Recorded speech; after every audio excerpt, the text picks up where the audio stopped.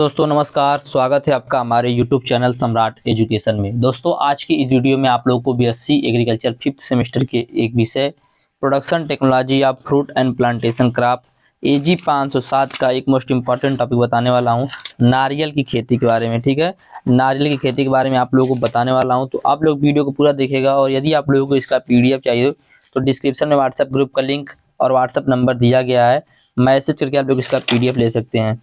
तो चलिए स्टार्ट करते हैं बिना देरी किए। तो ये जो नारियल है इसका बोटेनिकल नेम होता है आर्टोकार्पस हेटेरोफिलस। क्या होता है? आर्टोकार्पस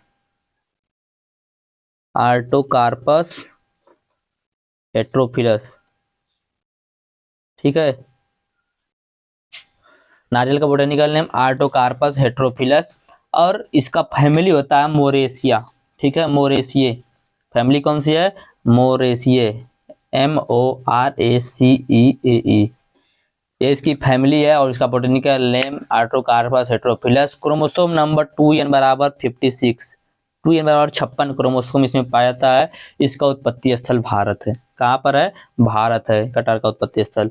चलिए देखते हैं इसके बारे में। तो कटहल पौधा एक सदाबहार 8 से 15 सेंटीमीटर ऊंचा बढ़ने वाला फैलावदार एवं घने क्षेत्र युक्त बहुशाखी वृक्ष होता है जो भारत को देशज, मतलब जो भारत में पाया गया था, इसकी उत्पत्ति भारत है। भारतवर्ष में इसकी खेती पूर्वी एवं पश्चिमी घाट के मैदानों, उत्तर पूर्व के पर्वतीय क्षेत्रों, संथाल परगना एवं छोटा नागपुर के पठारी क्षेत्रों, बिहार, पूर्वी उत्तर प्रदेश एवं बंगाल के मैदानी भागों में मुख्य रूप से की जाती है। कटहल के वृक्ष की जो छाया होती है उस छाया में कॉफी, इलायची, काली मिर्च, जिमीकंद, हल्दी, अदरक इत्यादि फसलों की खेती की जाती है। ठीक है, तो इतना थोड़ा सा इसके बारे में परिचय था। आगे देखते हैं इसके लिए कैसी इसकी वैरायटी देखेंगे। ठीक है, तो कटहल एक पर परागित फल वृक्ष होने तथा प्रमुख बीज द्वारा प्रसारित होने के कारण इसमें प्रचुर जैव विविधता होता है। अभी तक कटहल की कोई मानक प्रजाति का विकास नहीं हुआ है, परंतु फलन एवं गुणवत्ता का आधार विभिन्न शोध केंद्रों द्वारा कटहल की कुछ उन्नतशील प्रजातियां बताई गई, जिसमें खजवा, स्वर्ण मनोहर, स्वर्ण पूर्ति, NJ1, NJ2, NJ15 एवं NJ मतमक्का विभिन्न प्रकार की वैरायटियां हैं जो कि कटहल की हैं। ठीक है, खजवा, स्वर्ण मनोहर, स्वर्ण पूर्ति, NJ1, NJ2, NJ5 आप लोग याद रखिएगा, सॉरी NJ15। तो ये इसकी कुछ वैरायटी थी, लेकिन देखिए बताया गया है यहाँ पर कि कोई इसकी मानक वैरायटी का अभी तक विकास नहीं हुआ है। आगे देखते हैं पौध प्रसारण, प्लांट प्रोपागेशन। तो कटहल मुख्य रूप से बीज द्वारा प्रसारित किया जाता है। एक समान पेड़ करने के लिए वानस्पतिक विधि द्वारा पौधा तैयार किया जाता है। पौधे को एक समान करने के लिए वानस्पतिक विधि द्वारा पौधे को तैयार किया जाता है। वानस्पतिक विधि में बडिंग तथा ग्राफ्टिंग अधिक सफल पाया गया। ठीक है, कटहल के बडिंग और ग्राफ्टिंग में अधिक सफल पाया गया वानस्पतिक विधि द्वारा इसका उत्पादन करने, सॉरी उगाने पौधे को। इस विधि से पौधा तैयार करने के लिए मूल वृंत की आवश्यकता होती है, रूट स्टॉक की आवश्यकता होती है। अच्छा, आप लोग जान लीजिए रूट स्टॉक क्या होता है। देखिए कोई पौधा होता है, एक मान लीजिए आम का पौधा है ना, कटहल लगा हम लोग एग्जाम्पल ले रहे तो कटहल समझिए, एक कटहल दूसरा है। कटहल का जो यहाँ से काटने के बाद ऊपर का जो पार्ट है उसको हटा देंगे और नीचे का जो पार्ट है यहाँ से यहाँ तक का जो पार्ट बचेगा उसको बोलते हैं रूट स्टॉक। इस पे इस पौधे को लाकर ऊपर का जो भाग काटे लाकर इस पर लगा देंगे तो इसको बोलते हैं रूट स्टॉक। ठीक है, इसको बोलते हैं सियान। क्या बोलते हैं? सियान। तो रूट स्टॉक नीचे वाला भाग होता है, याद रखिएगा। तो मूल वृंत को बोलते हैं रूट स्टॉक। तो मूल वृंत को तैयार करने के लिए ताजे पके कटहल से बीज को निकालकर 400 गेज की 25 बाई 12 बाई 12 सेंटीमीटर आकार वाली काली पॉलीथीन को थैलियों में बुआई करना चाहिए। थैलियों को बालू, चिकनी मिट्टी या बगीचे की मिट्टी तथा गोबर की सड़ी खाद को बराबर मात्रा में मिलाकर बुआई से पहले ही भर देना चाहिए, क्योंकि कटहल जो होता है उसका बीज जो होता है जल्दी सूख जाता है। अतः उसे फल से निकालने के तुरंत बाद थैलियों में 4 से 5 सेंटीमीटर गहराई पर बुआई कर देना चाहिए। उचित देख रेख से मूल वृंत लगभग 8 से 10 माह में बडिंग ग्राफ्टिंग के योग्य तैयार हो जाता है। कटहल के पौधे को पैच बडिंग या क्लैप ग्राफ्टिंग विधि द्वारा तैयार किया जाता है। पैच बडिंग के लिए मातृ वृक्ष से सांकुड़ डाली काट कर ले जाई जाती है, जिससे 2 से 3 सेंटीमीटर लंबी कली निकालकर मूल वृंत पर उचित ऊंचाई पर उसी आकार की छाल हटाकर बडिंग कर देते हैं। बडिंग के बाद कली को सफेद पॉलीथीन की पट्टी से अच्छे तरीके से बांध देते हैं तथा मूल वृंत का ऊपरी भाग काट देते हैं। ग्राफ्टिंग विधि से पौधा तैयार करने के लिए मातृ वृक्ष पर सांकुड़ डाली की पत्तियों को लगभग 1 सप्ताह पहले पड़वृंत छोड़कर काट देते हैं। जब पत्ती का पर्णवृंत गिरने लगता है तब शंकु डाली को काट कर ले आते हैं, मूल वृंत को उचित ऊंचाई पर काट देते हैं तथा उनके बीचों बीच 3 से 4 सेंटीमीटर लंबा चीरा लगाते हैं। शंकु डाली के निचले भाग को दोनों तरफ से 3 से 4 सेंटीमीटर लगा कलम बनाते हैं, जिससे मूल वृंत के चीरे में घुसाकर 100 गेज मोटाई की सफेद पॉलीथीन की पट्टी से बांध देते हैं। छोटा नागपुर क्षेत्र में बढ़ने के लिए फरवरी मार्च तथा ग्राफ्टिंग के लिए अक्टूबर नवंबर का महीना उपयुक्त पाया गया। मतलब इसके लिए जो अक्टूबर नवंबर का महीना था उपयुक्त होता है। तो कुल मिला जुला कर यदि पूछा कटार में कौन सी प्रोपागेशन मेथड यूज किया जाता है, तो आप लोगों को बताएंगे कटार में वानस्पतिक प्रोपागेशन मेथड यूज किया जाता है, बीज द्वारा इसका प्रोपागेशन किया जाता है। ठीक है, वानस्पतिक में आ गया आपका ग्राफ्टिंग, बडिंग। ठीक है, तो इस प्रकार से आप विभिन्न प्रकार के जो प्रोपागेशन मेथड उसका यूज करेंगे इसमें। आगे देखते हैं पौधरोपण एवं देखभाल। तो कटहल का पौधा आकार में बड़ा तथा अधिक फैलावदार होता है, अतः इसे 10 बाई 10 मीटर की दूरी पर लगाया जाता है। पौधों के रोपण के लिए समुचित रेखांकन के बाद निर्धारित स्थान पर मई जून के महीने में 1 बाई 1 मीटर आकार के गड्ढे तैयार किए थे। मतलब कहने क्या है, 1 बाई 1 का मतलब समझ रहे हैं, 1 मीटर इधर से, 1 मीटर इधर से, 1 मीटर इधर से, 1 मीटर इधर से इस आकार के गड्ढे को तैयार किया जाता है। गड्ढे तैयार करते समय ऊपर की जो आधी मिट्टी होती है उसको एक तरफ तथा आधी मिट्टी दूसरी तरफ रखते हैं। इन गड्ढों को 15 दिनों तक खुला रखने के बाद ऊपरी मिट्टी दूसरी तरफ रख देते हैं। इन गड्ढों को 15 दिनों तक खुला रखने के बाद जो ऊपरी मिट्टी होता है उसमें 20 से 30 किलोग्राम गोबर की सड़ी हुई खाद, 1 से 2 किलोग्राम करंज की खली तथा 100 ग्राम NPK नाइट्रोजन फास्फोरस के मिश्रण अच्छी तरह मिलाकर भर देना चाहिए। जब गड्ढे की मिट्टी अच्छी तरीके से दब जाए तब उसको बीचों बीच से पौधों के पिंडी के आकार का गड्ढा बनाकर पौधा लगा देना चाहिए।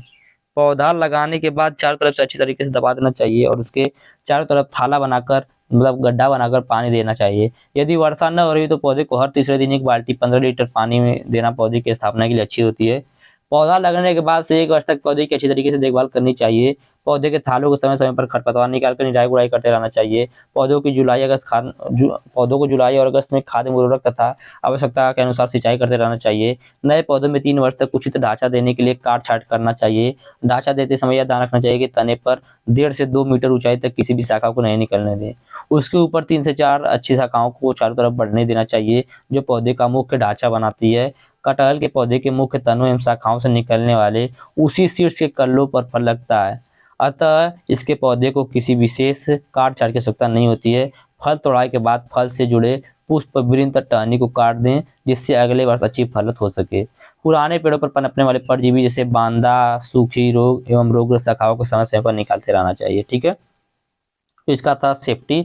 आगे देखेंगे खाद और उर्वरक। तो कटहल के पेड़ में प्रत्येक वर्ष फलन होती है, अतः अच्छी पैदावार के लिए पौधे को खाद एवं उर्वरक पर्याप्त मात्रा में देना चाहिए। प्रत्येक पौधे को 20 से 25 किलोग्राम गोबर की सड़ी हुई खाद, 100 ग्राम यूरिया, 200 ग्राम सिंगल सुपर फास्फेट तथा 100 ग्राम म्यूरेट ऑफ पोटाश प्रति वर्ष की दर से जुलाई के महीने में देना चाहिए। जिसके पश्चात पौधे की बढ़वार के साथ खाद की मात्रा में भी वृद्धि करते रहना चाहिए। जब पौधे 10 वर्ष के हो जाएं तब उसे 80 से 100 किलोग्राम गोबर की खाद, 1 kilogram urea, 2 kilogram single super phosphate तथा 1 किलोग्राम म्यूरेट ऑफ पोटाश प्रति वर्ष देते रहना चाहिए। खाद एवं उर्वरक देने के लिए पौधे के छत्रक के नीचे मुख्य तने से लगभग 1 से 2 मीटर दूरी पर गोलाई में 25 से 30 सेंटीमीटर गहरी खाई में खाद के मिश्रण को डालकर मिट्टी से ढक देना चाहिए। आगे देखेंगे पुष्पन एवं फलन। तो कटहल एक मोनोसियस पौधा है जिसमें नर एवं मादा पुष्पक्रम एक ही पेड़ पर परंतु अलग अलग स्थानों पर होते हैं। नर फूल जिसकी सतह अपेक्षाकृत चिकनी होती है वह नवंबर से दिसंबर में पेड़ की पतली शाखाओं पर आते हैं। ये फूल कुछ समय बाद गिर जाते हैं। ठीक है, मादा फूल मुख्य तने एवं मोटी डालियों पर जनवरी फरवरी में आते हैं। मादा फूल अधिक ओजपूर्ण वृंत जिसे फ्रूट स्टॉक कहते हैं पर एकल एवं गुच्छे में आते हैं, जिनके साथ नर पुष्प भी निकलते हैं। कटहल एक परागित फल है जिसमें परागण समकालीन नर पुष्प से ही होता है। यदि मादा फूलों में समान परागण नहीं होता है तो फल विकास सामान्य नहीं होता। ठीक है, यदि मादा फूल में समान परागण नहीं होगा तो फल का जो विकास वह सामान्य नहीं होगा। परागण के पश्चात पुष्पक्रम का आधार अंडाशय और दलाव एक साथ विकसित होकर संयुक्त फल का विकास होता है। फल जो होता है जनवरी से जुलाई तक विकसित होता है। इसी समय फल के अंदर बीज, कोया इत्यादि का विकास होता है और अंततः जुलाई में फल पकने लगता है। आगे देखते हैं परिपक्वता और उपज। तो कटहल के फलों को विकास के साथ कई प्रकार के उपयोग में मिलाया जाता है, अतः इसकी परिपक्वता में तोड़ाई के उपयोग के आधार पर इसको कई वर्गों में बांटा जाता है। सबसे पहले अति नवजात या मध्यम उम्र के जो फल होते हैं जिसे सब्जी के लिए प्रयोग किया जाता है, उसको तोड़ना चाहिए जब उसके डंठल का रंग हरा, गूदा, कठोर और कोर मुलायम हो। इसके साथ बाजार में मांग के आधार पर तोड़ाई को नियंत्रित कर सकते हैं। कटहल के पूर्ण विकसित फल पेड़ एवं तोड़ने के बाद ही पकते हैं। कटहल के जो पूर्ण विकसित फल होते हैं वह तोड़ने के बाद ही पकते हैं। अच्छा, एक बात याद रखिए, आप लोग कुछ लोग सोच रहे होंगे कि समझा नहीं रहे, बस पढ़ते चले जा रहे हैं, तो इसमें क्या मैं समझाऊं, कुछ समझाने वाली बात ही नहीं है, इसलिए मैं पढ़ता चला जा रहा हूँ। आप लोगों को मैं दिखा रहा हूँ क्या है, कैसे लिखना है, ठीक है। तो कटहल के जो पूर्ण विकसित फल होते हैं वह पेड़ पर तोड़ने के बाद ही पकते हैं, अतः ताज़ा फल खाने के लिए फलों को पूर्ण परिपक्वता पर ही तोड़ना चाहिए। साधारणतः फल लगने के 100 से 120 दिनों बाद तोड़ने लायक हो जाते हैं। इस समय तक डंठल से लगी पत्तियों का रंग हल्का पीला हो जाता है, फल के ऊपर के कांटे विरल हो जाते हैं एवं कांटे का नुकीलापन कम हो जाता है। कटहल के कच्चे फल को छड़ी से मारने पर खटखट एवं पके फल में धप धप की आवाज़ आती है। तो देखिए, इसको पहचानने के लिए बताया जा रहा है, फलों को किसी तेज चाकू से लगभग 10 सेंटीमीटर डंठल के साथ तोड़ने से दूध का बहाव कम हो जाता है। तोड़ते समय फलों को सीधा जमीन पर गिरने से फल फट जाते हैं, इसलिए फल के वृंत को रस्सी से बांध कर धीरे धीरे नीचे सावधानीपूर्वक उतार कर किसी छायादार स्थान पर रखना चाहिए। फलों की आपस में रगड़ से छिलके के भूरे होने का भय रहता है, जिससे फल की गुणवत्ता पर विपरीत प्रभाव पड़ता है। कटहल के बीजू पौधे में 7 से 8 वर्ष में फल प्रारंभ होता है, जबकि कलमी पौधे जो होते हैं उनमें 4 से 5 वर्ष में ही फल लगने लगते हैं और ऊपर के 15 वर्ष बाद पौधा पूर्ण विकसित हो जाता है। ऐसा देखा गया है कि जिन वृक्षों में छोटे आकार के फल लगते हैं उनकी संख्या अधिक एवं जिन वृक्षों में बड़े आकार का फल लगता है उनमें फलों की संख्या कम होती है एवं पूर्ण विकसित वृक्ष से लगभग 150 से 250 किलोग्राम फल प्रति वर्ष प्राप्त होता है। मतलब जो विकसित वृक्ष है उससे 150 से 250 फल प्रति वर्ष प्राप्त होता है कटहल का। कीट और रोग नियंत्रण देखेंगे तो इसमें कीट लगता है तना बेधक। तो इस कीट के नवजात पिल्लू कटहल के मोटे तथा डालियों में छेद बनाकर नुकसान पहुंचाते हैं। उग्रता की अवस्था में मोटी मोटी शाखाएं सूख जाती है एवं फसलों को प्रभावित करती हैं। इसके नियंत्रण के लिए छिद्र को किसी पतले तार से साफ करके नुआक्रान का घोल अथवा पेट्रोल या केरोसिन तेल के 4-5 बूंद रुई में डालकर गीली चिकनी मिट्टी से बंद कर दें। इस प्रकार वाष्पीकृत गंध के प्रस्ताव से पिल्लू जो होते हैं मर जाएंगे एवं तने में बने छिद्र और धीरे धीरे भर जाएंगे। आगे है गुलाबी धब्बा। तो इस रोग से पत्तियों में निचली सतह पर गुलाबी रंग का धब्बा बन जाता है, जिससे प्रकाश संश्लेषण की क्रिया प्रभावित होती है और फल विकास सुचारू रूप से नहीं हो पाता। इसके नियंत्रण के लिए कॉपर जनित फफूंद जैसे कॉपर ऑक्सीक्लोराइड या ब्लू कॉपर के 0.3% घोल का बड़ी छिड़काव करना चाहिए। आगे एक रोग होता है फल सड़न रोग। तो यह रोग राइजोपस आर्टोकार्पी नामक फफूंद के कारण होता है, जिसमें नवजात फल डंठल के पास से धीरे धीरे सड़ने लगते हैं। कभी कभी विकसित फल भी सड़ते हुए देखा गया है। इसके नियंत्रण के लिए फल लगने के बाद लक्षण स्पष्ट होते हैं। ब्लू कॉपर की 0.3% घोल का 2 छिड़काव 15 से 20 दिनों के अंदर पर करना चाहिए, ठीक है। तो यह कटहल का खेती था जो कि मैंने बताया आप लोगों को और बहुत ही जल्दी से 12 मिनट में ही खत्म कर दिया। उम्मीद करते हैं समझ में आया होगा, वीडियो अच्छा लगा होगा। वीडियो अच्छा लगे तो वीडियो को लाइक कीजिएगा, चैनल को सब्सक्राइब कीजिएगा और अपने दोस्तों के पास शेयर कीजिएगा। धन्यवाद। जय हिंद।